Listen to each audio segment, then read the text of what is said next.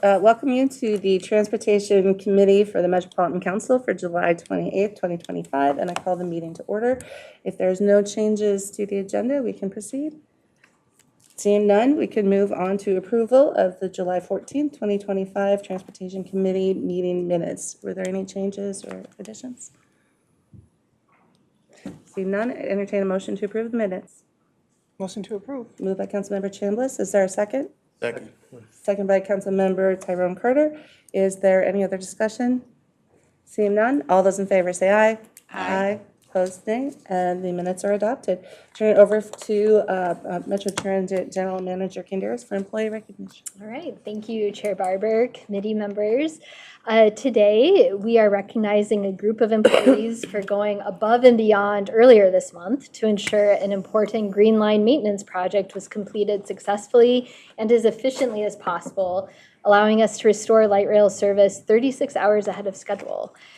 Through their efforts, we were able to fix 8 rail breaks that were delaying riders every single day.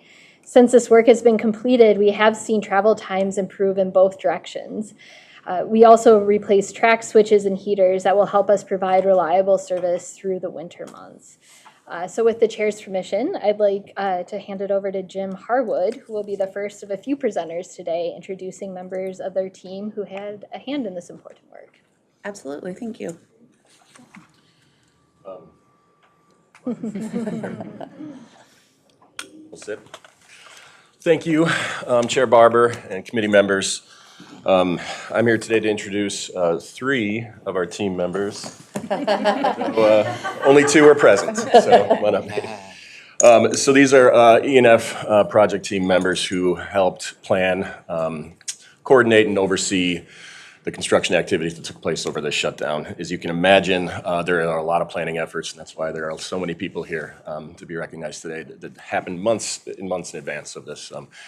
But specifically related to construction, it's a big lift. And then once that construction work starts, it's going 24 hours a day, right? Until we can get ourselves back in service. So Wyatt Jackson. Wyatt is a principal engineer in our rail engineering group, and Wyatt has been the project manager associated with the project for replacing some of the special track work that was replaced last week or the week before. Wyatt has been leading a lot of those coordination meetings for several months. Wyatt's, during construction, his ability to track and the efforts of tracking these issues as they arose and providing quick responses really kept us on schedule and kept us moving forward. So appreciate those efforts. Jesse Hailstone is not here with us today. Unfortunately, something came up and he couldn't make it. Jesse is a manager of construction for us, and his team really focuses on our public facility work, this being one of those projects. So in addition to everything he has with his staff, Jesse actually stepped in and was the main point of contact and lead, directing the contractor, ensuring the project stayed on the overall schedule as we worked through. And then Nate Jones. Nate joined us as a contract administrator last spring. This was Nate's first major shutdown. And Nate really was supporting Jesse day to day in the field, monitoring the work, monitoring the progress of the contractor, ensuring that the work that was completed was really meeting our contract documents and requirements, but also what's expected from Metro Transit quality. So thank you, Wyatt. Thank you, Nate. And thank you, Jesse. Okay.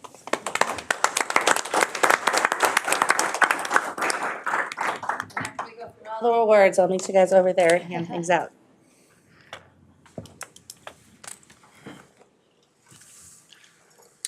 Chair Barber, committee members, my name is Carlos Canchola. I'm Director of Rail Systems Maintenance. The signals and technical service teams are part of the Rail Systems Maintenance. It's very important that these team members are involved in every phase of projects like this. And like any big project, there's always a curveball. And as good as this project went, we had a few of them thrown at us. Because of their involvement and experience, Senior Signals Engineer Phil Wellman and Signals and Communications Manager Perry Gunderson, along with Signal Supervisor Ryan Yenish, who was not able to join us today. They were able to find a quick solution to a big problem that arose towards the end of the project. They worked together to identify the issue. They worked with contractors to find a solution and gathered a team to make the proper repairs. Today we would like to recognize them for doing this safely, effectively, and expeditiously.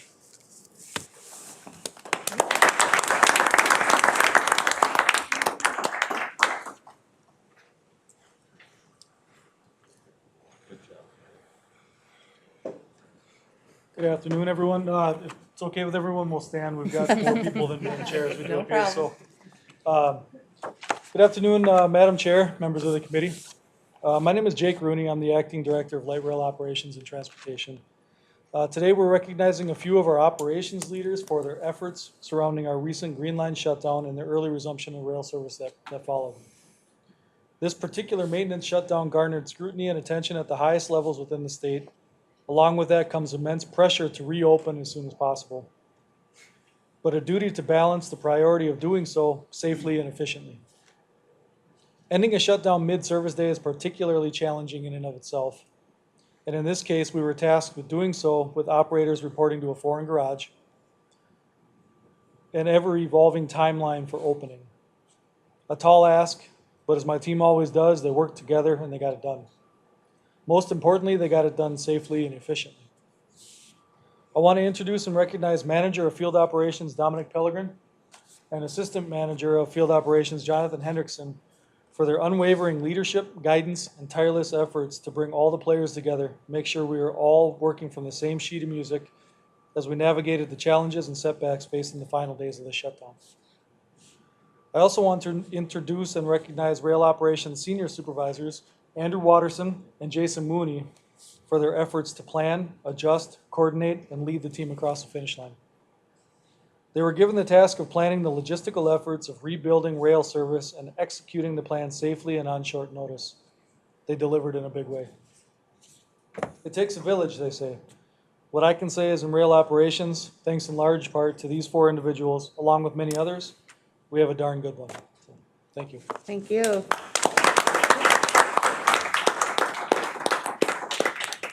And we got one more. Okay.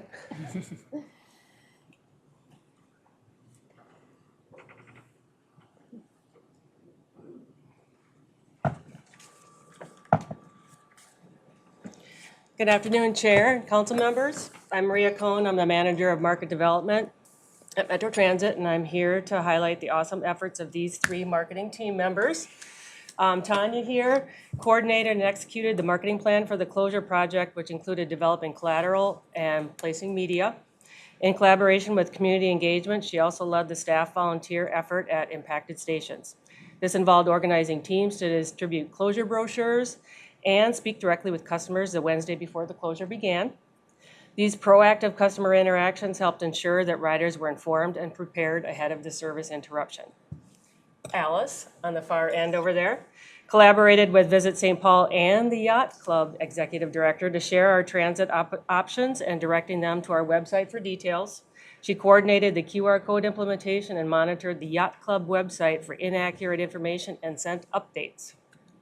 Then Kelsey, in the middle here, she developed key stakeholder communications and crafted closure-related content, which she distributed to internal staff for broader dissemination. She also gathered supporting data on our outreach efforts to respond to the City of St. Paul's request to shift closure dates due to the Yacht Club Festival, and served as a primary point of contact for leadership regarding all communications and marketing outreach updates. These 3 ladies work seamlessly together and demonstrate the team effort that we all strive for. So I appreciate you all, and thank you very much. Thank you. All right. I'll come over and hand out the awards, but I do just want to say to all of you, thank you so much, because this was a big deal. Like, this was something we all heard about too, and you guys really did an amazing job, like, to turn everything around and open up early. So much, much appreciated. Now let's hand out some awards.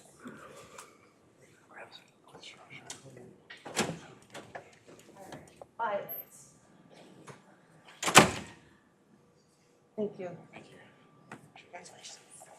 Nate. Thank you so much. All right, Harry. Thank you so much. Thank you. All right, Phil.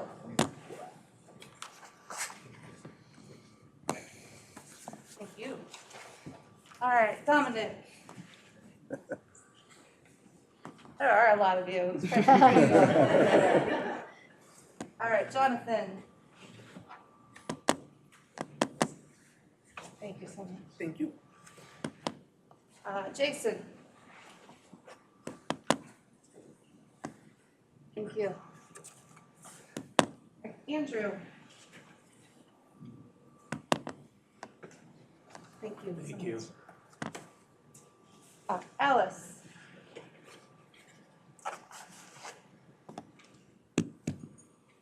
Thank you so much. Tanya.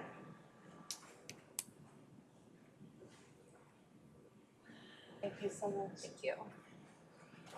All right, Kelsey.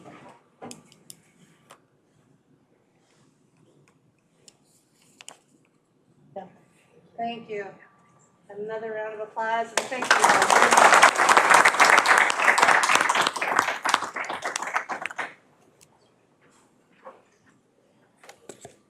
I was very excited to go to the Yacht Club Festival and be able to give some people directions on how to use the light rail on the way home. So it was very nice. All right, on to reports. We're going to start with MTS. We have Amy Benowitz here tonight. Madam Chair, as you can see, I'm sitting in for Executive Director Charles Carlson, who's on a well-deserved vacation this week. No reports, just noting that Peter Dugan is not with us today to give the TAB report. You all have the attached summary. The TAB has been working very, very hard on updating the regional solicitation. Some big decisions have been started to be made, and they're kind of heading towards a big culmination of decisions in late September and October, and you'll be seeing the results of that. So if you're starting to hear anything from your constituents or your city or county members, let us know. We're here to answer any questions about it. Thank you. And I would second that. If you've got questions, feel free to reach out to myself and Mr. Dugan as well. So, because we're part of that work group. Any other questions? All right, seeing none, we'll turn it to General Manager Kinderis. Thank you, Chair Barber, committee members. Mainly, I wanted to recognize the Green Line work that happened, so I appreciate the opportunity to do that as part of employee recognition. But otherwise, I don't have an update for tonight, but would be happy to take any questions. Any questions or comments? I'm just going to reiterate the well done on the Green Line opening. Yeah. Very good. All right. If no other reports this evening, we'll move on to our agenda. The first item is the items on consent. I'd entertain a motion to approve the items on consent. Make a motion. Moved by Councilmember Obisakin and seconded by Councilmember Chambliss. Is there any other discussion? Seeing none, all those in favor say aye. Aye. Opposed, nay, and the items on consent are adopted. Moving on to our first non-consent item, it's business item 2025-177, which is on-call track maintenance, and we have Tony Klinger here to present. Hi, good afternoon, Chair Barber, council members. I'm Tony Klinger, track manager, member of the Rail Systems Maintenance Group. I'm here to present contract 25P060, on-call track maintenance. A little bit of background. We've had an on-call track maintenance service contract since the inception of the Blue Line, with the increased maintenance that I'm sure all of you are aware of, and the future Southwest Light Rail Line. This includes rail breaks, as was mentioned earlier, geometry defects, tire replacement, welding services, and planned maintenance work requirements. Benefits to having this type of contract for us in use is the economic use of labor, material, and equipment. It supplements our own Metro Transit workforce, gives us the ability to schedule planned work and emergency service response on a shorter notice, and it gives us a fixed cost for the duration of the contract. The procurement process and invitation for bid was advertised on April 28th. There were 6 plan holders. There was a pre-bid meeting held on May 9th. There was a public bid opening held on May 29th. One bid was received from Railworks at $627,746. Railworks submitted the low, responsive, and responsible bid at that dollar amount. My proposed action that the Metropolitan Council authorize the regional administrator to award and execute a contract with Railworks to provide on-call and preventative track maintenance to the blue and green lines in the amount not to exceed $1.5 million for a period of 5 years through December 31st, 2030. And with that, any questions? Thank you very much. Any questions? All right, Madam Chair, just briefly, Councilmember Johnson? and then do we go back to any of the people that were interested in maybe bidding on this? And I see that there was one DBE plan holder identified. Do we go back and find out if there were particular reasons that they didn't submit? So I don't know who the DB plan holder was, but I know that they made sure that it was fair and reasonable and that everybody had a chance to bid on the scope of work that was provided to them. Yeah, not questioning that at all. I just don't know if there's feedback ever on they I guess you don't can have the answer for me. capacity or, whatever. Yeah, Madam Chair and Councilmember Johnson. Rob Carey, filling in for Jody Jacoby, Chief Procurement Officer. She's at a procurement conference in Denver. To answer the question, when we have a single offer, we always perform what we call a adequate competition determination, in which we reach out to all plan holders that have registered and downloaded the bidding documents to understand why they may not have submitted an offer.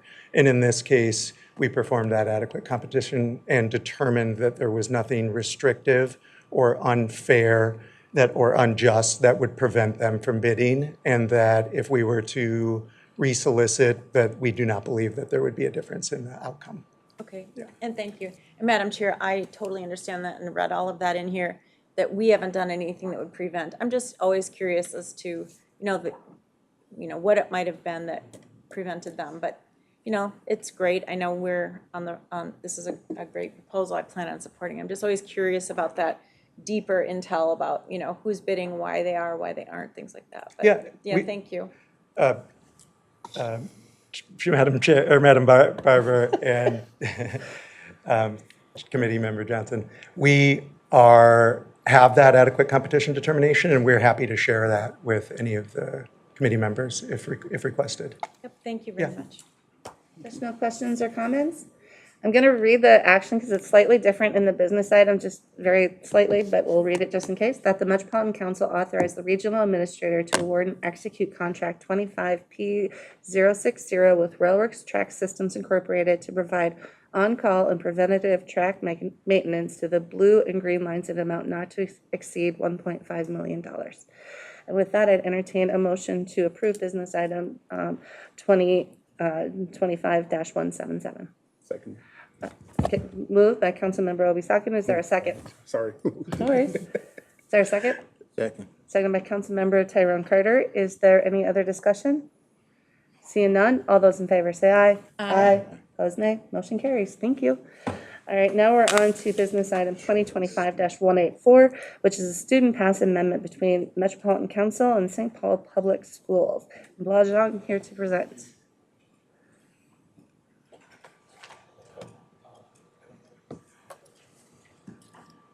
Madam Chair, committee members, hello, my name is Blia Zhang.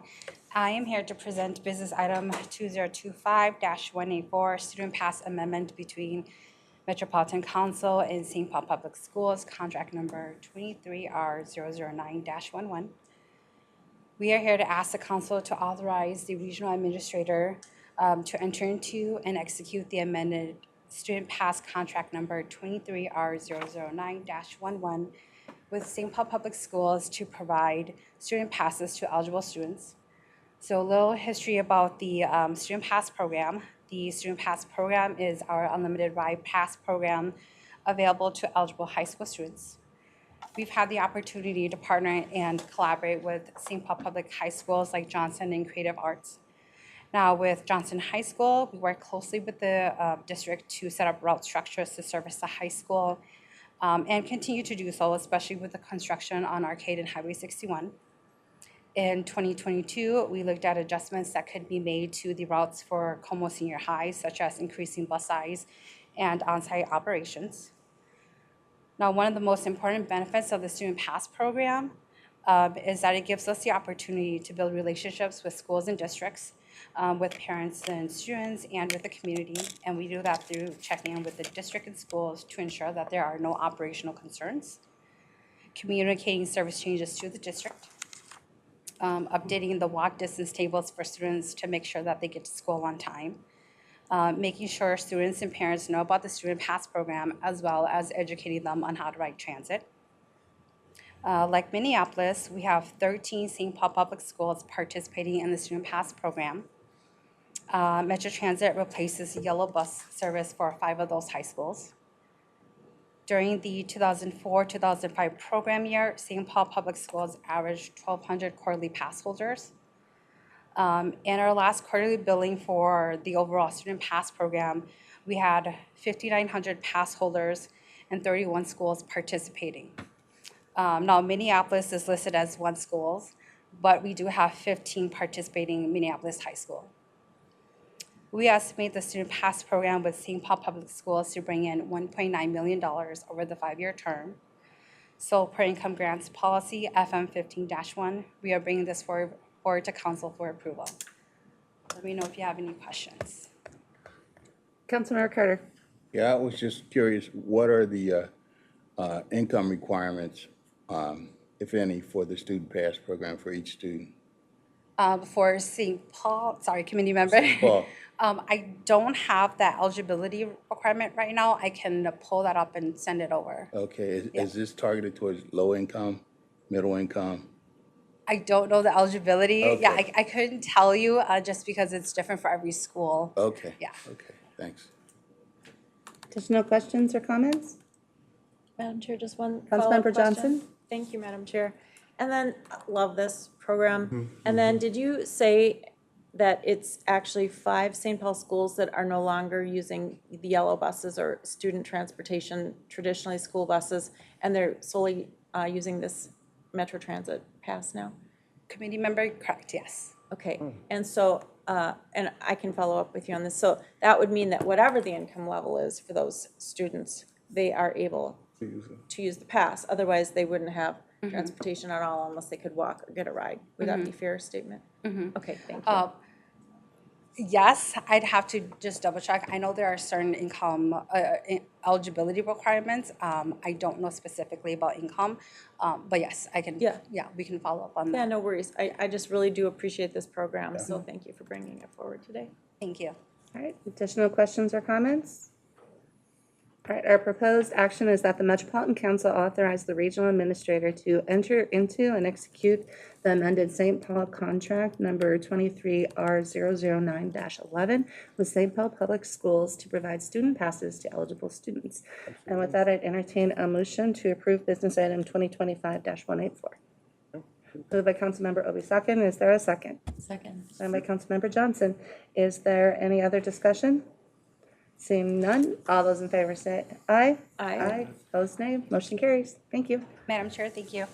All right, on to our final business item, which is business item 2025-186, which is about a SCADA system update. And we have Tyler, you're going to have to say the last name. Suzienka. Suzienka. Hello. Hi, Madam Chair and committee members. I am Tyler Suzienka, Principal Project Coordinator with Metro Transit Engineering Facilities. I am presenting business item 2025-186, AIMRail SCADA system updates, contract 23M005G.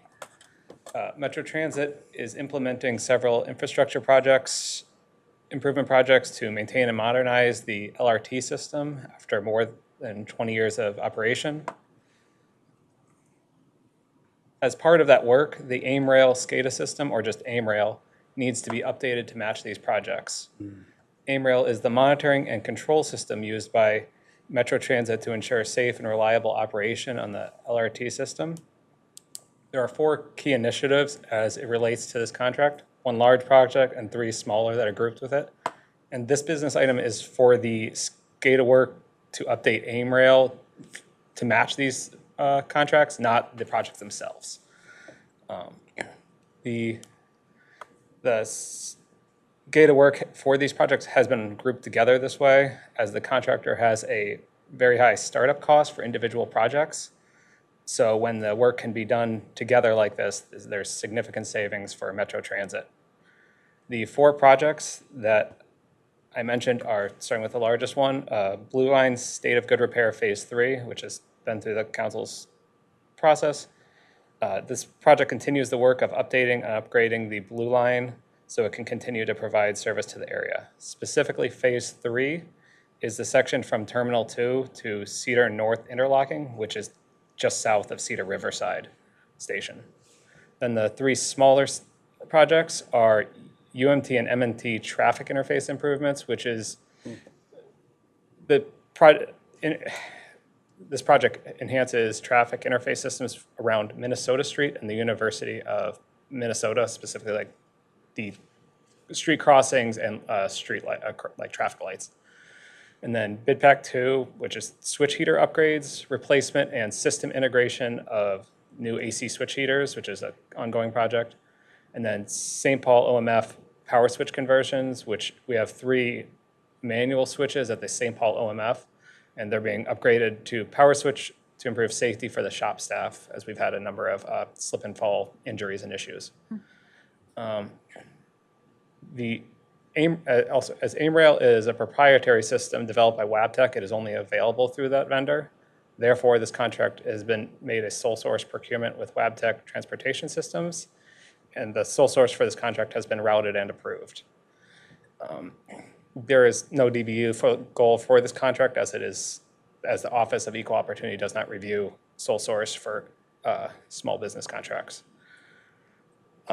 The proposed action is authorization of this contract valued in an amount not to exceed $2,366,265. The funding for this contract has been authorized through the capital projects that I talked about. If there's any questions, I can take them now. Thank you. Any questions? Maybe just Councilmember Obisaka. thank you, Chair. Just a silly one here. How often do you need this, the AIMRail updated? Any project that affects the system has to have it updated. So it's fairly frequently we update it. Okay. Sometimes they're smaller, sometimes they're larger. But yes, yeah. Thank you. Thank you. Madam Chair. Councilmember Johnson. Thank you very much for putting this together. Love that we can package it and save money. And if you haven't had a tour of the Rail Control Center, it is awesome. So get out there because you feel like you're in another universe, Yeah, and it is amazing. And they even might, be able to talk over the shoulder at you and tell you what they're doing if they aren't too busy. But it's phenomenal. So I really appreciate everybody that's involved in this. Councilmember Chambliss. Yeah, I was thinking the same thing, Judy. I was like, I want to go see that. I mean, I think the closest I've come to a control center is like on TV, Star Trek or something like that. It's great. It's a cool thing to say. Not very up to date, but I too would highly I'll be recommend. contacting Tyler to get an appointment or whoever I need to contact. Councilmember Pacheco. Oh, go Actually, ahead. he was, sorry, committee members, chambers. Jonathan Hendrickson, he was just here for the Okay. the recognition. He'd probably be your best contact for getting a tour. Awesome. Thank you. Councilmember Pacheco. Madam Chair, members, but you haven't seen anything until you see XL Energy's control panel. Because, especially if you're there during a storm, you could actually see the lightning over here and things, and they just move it all the way around you too. It's amazing. That doesn't take the coolness away from the Rail Control Center. So. And for council members new to the community, we do arrange tours at different points in time, and often we try to tie in and tour to like the Rail Control Center or Transit Control Center because it's just good opportunities when we get a few of us together. So you'll be made aware of those as we get them pulled together. So, all right, any other questions or comments? All right, then the proposed action is that the council authorize the regional administrator to execute a sole source contract with Wabtec Transportation Systems LLC, Wabtec, to provide software upgrades and updates in an amount not to exceed $2,336,265. And that I'd entertain a motion to approve business item 2025-186. So moved. This by Councilmember Chambliss, second by Councilmember Carter. Is there any other discussion? Seeing none, all those in favor say aye. Aye. Opposed, nay. Motion carries. Thank you. And that ends our business for this evening. To the newer members, our agendas are not always that simple, and starting next month, it starts to get complicated as we start the budget process. But with that, I would say if there's no objection, all three of those items can go on the consent agenda at the council. Yes. All right. Very good. All right, now we're moving on to information. So we're going to have a presentation tonight on the Transit Asset Management System by Kristen Thompson. Welcome. Good afternoon, everyone. My name is Kristen Thompson. I'm the Director of Asset Management for Metro Transit. I use she, her pronouns. I'm here this afternoon just to give an annual update on our Transit Asset Management program and all the work we've been doing. It's been a really big year, so excited to share. For starters, I will just give a little bit of a refresher on transit asset management, what it is, what is our context at Metro Transit, share an update about the team, share about our current initiatives, and give a bit of a look ahead for our major efforts. For starters, I'd like to start just with this definition of asset management, which is part of the Code of Federal Regulations, so it's provided by the FTA. Federal Transit Administration. So transit asset management, I like this because it really breaks down, systematically what transit asset management means. For starters, it's a strategic and systematic practice. So this means it's not a one and done kind of effort. We really need to fold it into our ongoing business processes and make it part of how we do our work.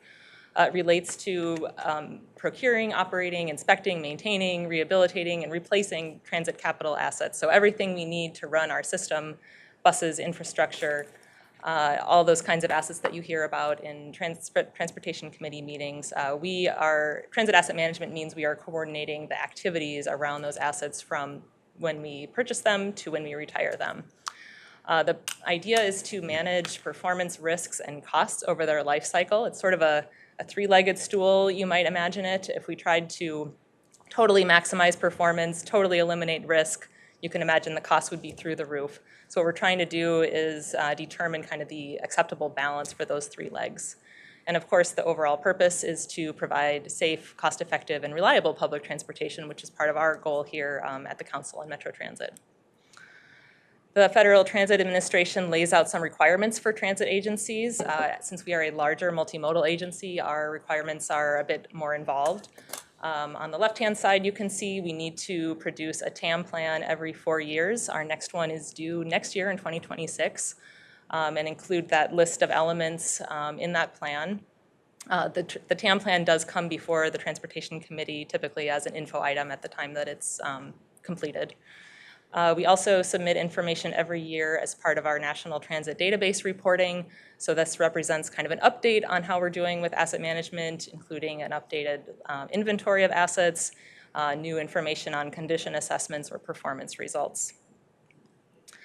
We need to comply with all those FTA activities in order to continue receiving our funding from the FTA, so it's a very important part of our business.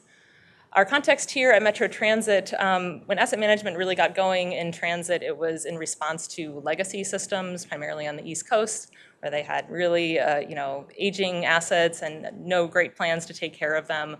Our context here is a little bit different. Of course, we do have some assets that are starting to age, with the Blue Line being over 20 years old. You all have heard about the Renew the Blue campaign to renew those assets, but we also have a really ambitious program to expand our system.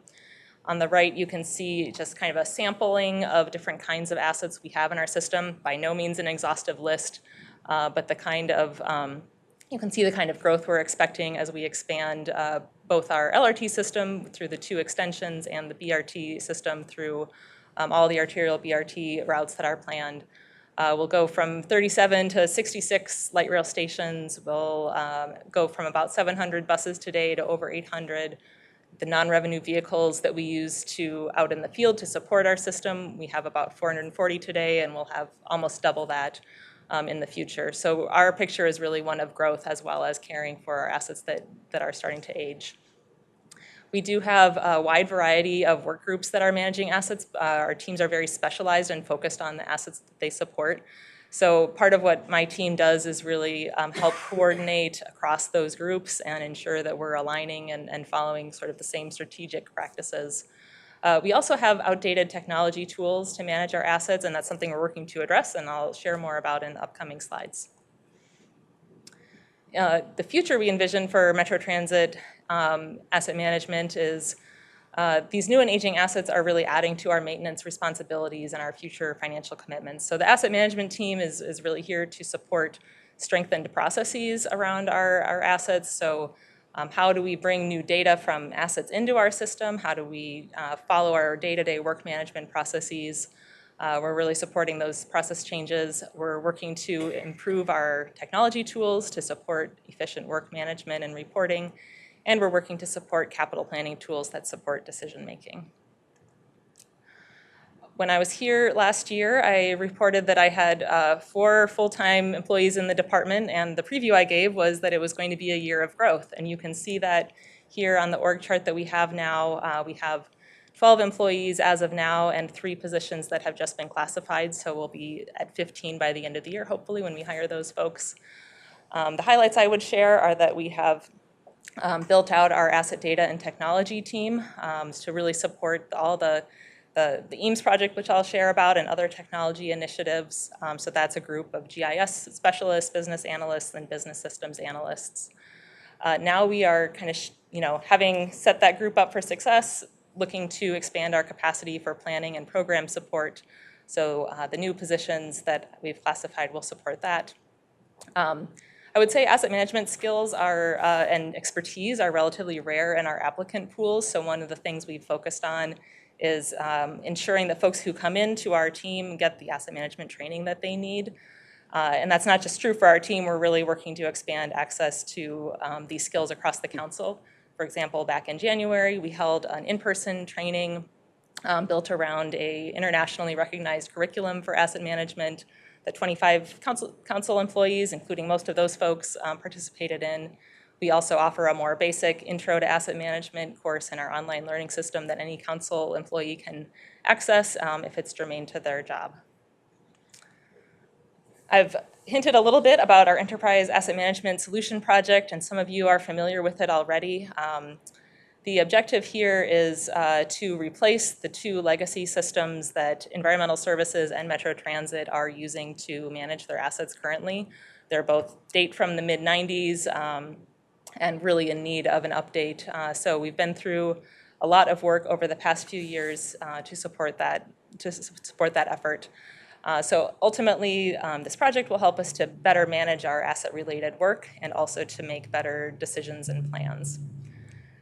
We've made quite a bit of progress in the past year, and I'd like to highlight that at the end of last month, we finalized a contract with 21 Tech, who is an implementation vendor, and they will help us to implement the Hexagon solution, which is the combination that we selected and move forward through the council process.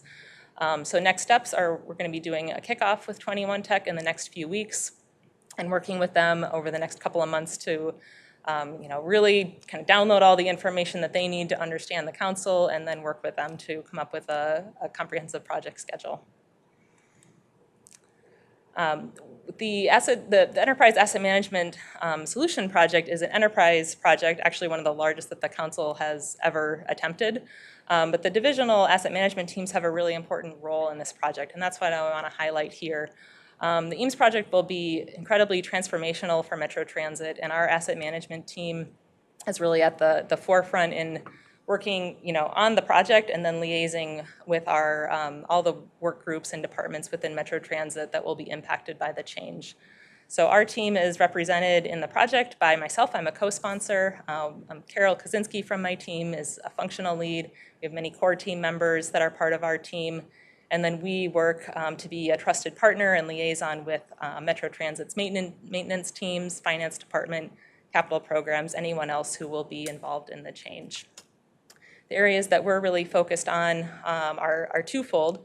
One is the data transition. We have been working for a while now to understand all the asset data that we have in our existing systems. What is the quality of that data, the completeness of that data? How will we be able to transition it into the new system? So we're preparing now to kind of take the next step with the implementation and be ready for that data transition. The other aspect with a lot of divisional involvement is the functionality. We really have been working and been a lead on capturing the existing processes across our work groups and understanding their pain points so that we can partner with them to transition those processes onto the new system and then support them with a better process and a better tool going forward. So overall, we're kind of the first line of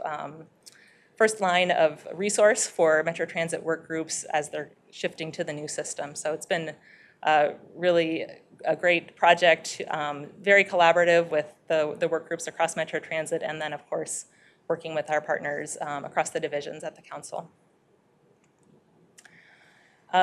Complementary technology initiative I'd like to share about is our Geographic Information Systems Asset Data Initiative. The overall goal here is to capture geographic information about our assets. Like what you see on the right is just a screen grab from what we've been capturing for the Gold Line project, so that our internal users can use this data to help them in their work. So this year we've had ongoing work to build new data sets like the Gold Line, like the Green Line extension, and have also published a GIS database now for internal users that's kind of all quality control tested, ready for complete usage. This has helped us with some of our existing processes.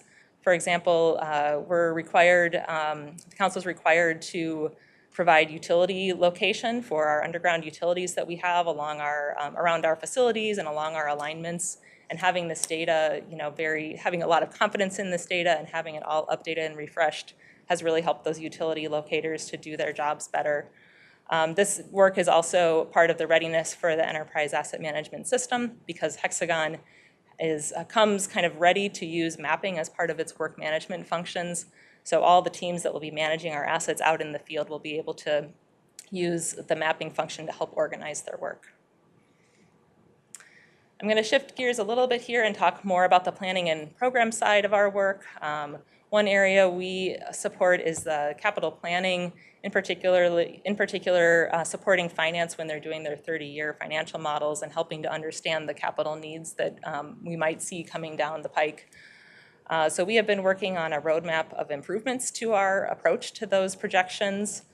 For one, we are going to work with a vendor to start with the assumptions we've already been using around the useful life benchmark for assets, but then kind of formalizing that benchmark by consulting with peer agencies and getting the benefit of industry best practices so that we can kind of update and reset our useful life benchmarks for our assets. We're also right now planning a project where we'll do an inventory and condition assessment for all of our rail systems.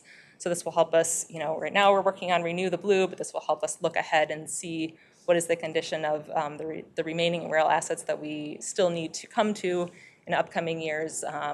Green Line, for example, and really understand the condition and needs along those corridors. I mentioned that we have a lot of activities that support our Federal Transit Administration compliance. Something we've worked on this year is to develop more documentation around our annual National Transit Database reporting processes. This helps us with repeatability, documenting roles and responsibilities, ensuring that we can kind of recreate our numbers should questions arise about how we're making our calculations. So this has been kind of a good internal process to understand how everyone approaches the work and where there might be opportunities for improvement. We're also preparing for next year's update of our TAM plan. Current activities are to review peer agency TAM plans and see where we might want to kind of learn from their best practices, make some updates or enhancements to our own plan. That will be our first TAM plan that we've updated since the sales tax passed in 2023, so it's a great opportunity for us to kind of re-envision what we want out of our transit asset management plan and how we want to kind of show our work. Another new initiative this year is to build a portfolio of asset management plans. So asset management plans are typically built around and at the asset group level. For example, we might look at just the fleet of buses, and then it's a tactical plan to help manage those assets to the level of service that we need. So it really answers the 4 questions that you see on the left there. What are the assets that we have? What are the requirements we have of them, whether they be regulatory, safety, performance? What are the strategies we're using to achieve those requirements? And then what are the resources we need to achieve those strategies? So it helps kind of connect the dots between someone's imposing a new requirement on us or we're imposing a new requirement on ourselves, then what is the consequence in terms of what are the resources that we need?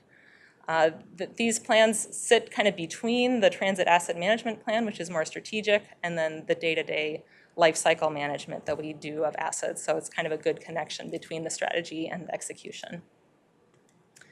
Our approach over the past, I guess, half year is when we've really gotten started on this early this year, has been to develop a structure for our AMPs, what should be in it, what's the table of contents, and then build awareness internally.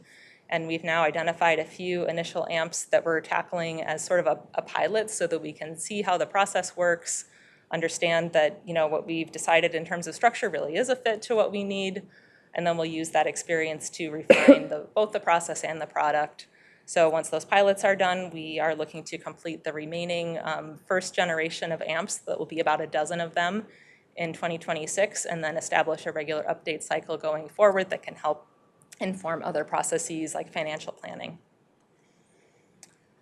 So to sum up here, this slide represents kind of a sketch level plan. Please don't hold me to the exact dates here, but of our major efforts over the next several years. I would say in particular, the TAM plan update is a really great opportunity for us to show our progress and really kind of lay out both where we've been and where we're going for asset management in the future. So with that, I do want to say thank you all for your support of our asset management efforts. There's been a lot of growth, a lot of change over the past couple of years, and we really appreciate the support from our council members. And I'd be happy to take any questions from the group. And thank you. Councilmember Carter. Yeah, I had a question. I think I know the answer to this, but I probably don't. What are the broad categories of assets that we own? It seems obvious, but I know there are some that probably I wouldn't even think of. Yes, Chair and Council Member, the FTA helps give us some of the basic categories. So rolling stock is one, infrastructure, facilities, and equipment are sort of the four big ones, and then there's many kind of sub-levels in the hierarchy below that. Additional questions and comments? Madam Chair. Councilmember Johnson. This is really great. I love the whole approach to this. And again, it goes back to 2 years ago when we were getting the additional sales tax money and planning out for 30 years. So thank you for that. And then just a quick question, and I know I should know this, but how does this impact the suburban providers where I believe we are still managing their assets, even though there might be some willingness on their part to kind of go it alone? So where are we at? Where does that fall into this process? Should there be a change? And then if that change would occur, would then they have to take on this responsibility? I'm just curious how that works. Chair and council members, that is a complex question. I know. But I know we're going to end early today, and I don't want to ruin that. I think we can still end early. I would say, so first of all, for much of our work, we partner very closely with MTS. So the fleet that is owned by the council and managed through MTS, we are collaborating with them. We are sharing strategies. They are part of our EAMS project. So on that technology side, absolutely, we're kind of one in the same organization. On the federal side, depending on the size and some of the structure of the suburban transit authorities, they are able to either participate in a group transit asset management plan that the council organizes, or they can go off on their own and do their own plan. If memory serves, I believe MBTA and Southwest Transit are both running their own plans at this point, but the other suburban providers are part of the council's group plan, and that's supported by the council. So I hope that answers your question. If there's anything further, I can follow up later. No, thank you. I appreciate that. Okay, additional questions, comments? I have a couple of, so the first one, I love to see the GIS mapping function, because when we look down the road and like we're building something or somebody else is building something, we know where some of the extra costs get built in is when you don't know where everything is underground and stuff like that. So it's really going to be just really an incredible piece to this whole thing. And then also just looking at the capital planning, like 30 years support and the asset management plans. With the sales tax, we're also big expectations that we keep things good and clean and functional. Yes. And so, all of that, having that kind of level of granular detail when someone comes and asks us how we're spending the money is going to be so helpful to say, whether it is whatever signage somewhere or this shelter or this rolling asset, but we'll be able to, get into details as they need to. So it's really going to be really impressive and helpful for all of us too. So yeah, I think you'll find this committee in general very supportive of all the work that you do and how complicated it is to stand all this up. So it's much appreciated. Any final comments from anyone? All right, thank you very much. Thank you. And if there's nothing else with the committee, we can be adjourned. Wonderful.